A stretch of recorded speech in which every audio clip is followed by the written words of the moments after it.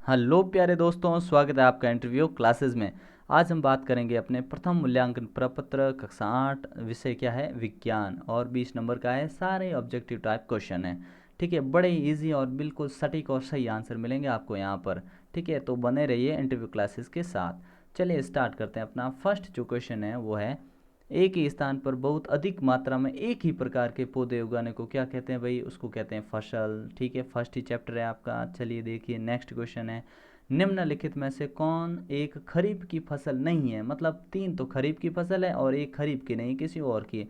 तो हम जानते हैं भाई, देखो कौन सा कौन सा कौन सा कौन सा, तो धान तो खरीफ है भाई। ठीक है, खरीफ की फसल नहीं है वो चुननी है हमको, ये खरीफ है। ठीक है, और नेक्स्ट है अपना मक्की। मक्की भी खरीफ की फसल है। ठीक है, लेकिन चना, चना रबी की फसल है। मूंगफली भी खरीफ की है जो गर्मियों में बोई जाती है। ठीक है ना, और चना कब? सर्दियों में बोया जाता है, जो कि एक रबी की फसल है। ठीक है, फिर देखिए आधुनिक यंत्र जिसकी बुआई में उपयोग होता है, तो हम जानते हैं सीड ड्रिल। ठीक है, बहुत ही समय और श्रम दोनों की बचत करता है। फिर देखिए निम्नलिखित में से कौन एक रासायनिक उर्वरक नहीं है? आपको चुनना है कि कौन सा रासायनिक उर्वरक नहीं है। तो यूरिया नहीं है। ठीक है, बाकी ये सारे रासायनिक उर्वरक हैं।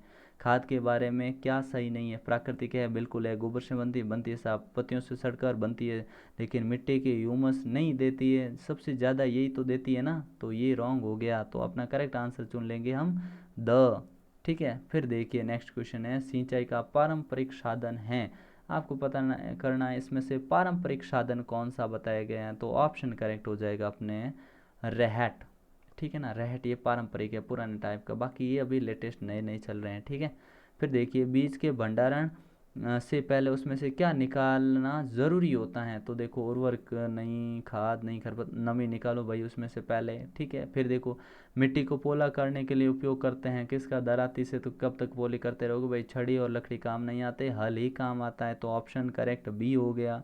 ठीक है, फसल के साथ उगे हुए अवांछनीय पौधे क्या कहलाते हैं भाई? खरपतवार कहलाते हैं। फसल का हिस्सा नहीं होते वो, व्यर्थ भूसा नहीं, खरपतवार कहते हैं उन्हें। ठीक है, फिर देखिए नेक्स्ट क्वेश्चन अपना 10वां,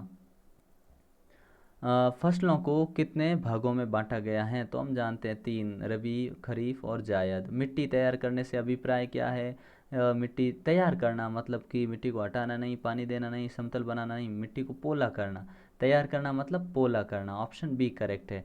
मिट्टी तैयार करना सहायता करती है, किस चीज़ में सहायता करती है भाई?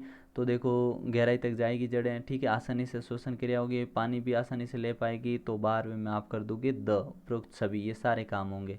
ठीक है, सूक्ष्म जीव नहीं है, कौन सा है ना इसमें से सूक्ष्म जीव नहीं है?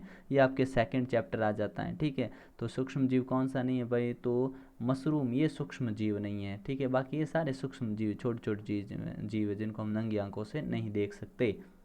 फिर है डेंगू का, डेंगू वायरस का वाहक है। डेंगू को कौन एक दूसरे से दूसरी जगह मतलब लोगों में आगे ट्रांसफ़र करता है? कौन करता है भाई? तो वो करते हैं अपने ये साहब, मादा एडीज मच्छर। मादा एडीज मच्छर ये क्या है? डेंगू का, डेंगू वायरस का वाहक है। कौन एक प्रतिजैविक नहीं है? तो आपको बताना प्रतिजैविक नहीं है। तो प्रतिजैविक शक्कर भाई नहीं है प्रतिजैविक। ठीक है, फिर देखिए अल्कोहल खालजिगर की सहायता से बनता है। तो अल्कोहल सभी जानते हैं किसकी सहायता से बनता है? खमीर की सहायता से बनता है। निम्नलिखित में से कौन सी दवा ज्वार नाशक है? ज्वार यानी जो बुखार आता है ना, उसके लिए यूज़फुल होती है। तो हम जानते हैं पैरासीटामोल तुरंत लेते हैं सभी। ठीक है, तो पैरासीटामोल ऑप्शन डी करेक्ट हो गया। ठीक है, द। फिर देखिए अपना प्रोटोजोआ के कारण होने वाला एक रोग है। प्रोटोजोआ से होने वाला एक रोग कौन सा है? तो आप जानते हो मलेरिया प्रोटोजोआ से होता है। ठीक है, निम्नलिखित में से किस सूक्ष्म जीव में क्लोरोफिल होता है?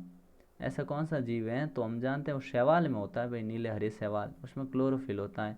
कवक के कारण होने वाला रोग है। अब ये बताइए कि कवक से कौन सा रोग हो जाता है? तो आप जानते हैं कवक से तो साफ दाद होती है। ठीक है, चलिए मिलते हैं नेक्स्ट पार्ट में। बेहतरीन ढंग से पढ़ते रहिए। ठीक है, और बने रहिए इंटरव्यू क्लासेस के साथ। तब तक के लिए गुड बाय, जय हिंद।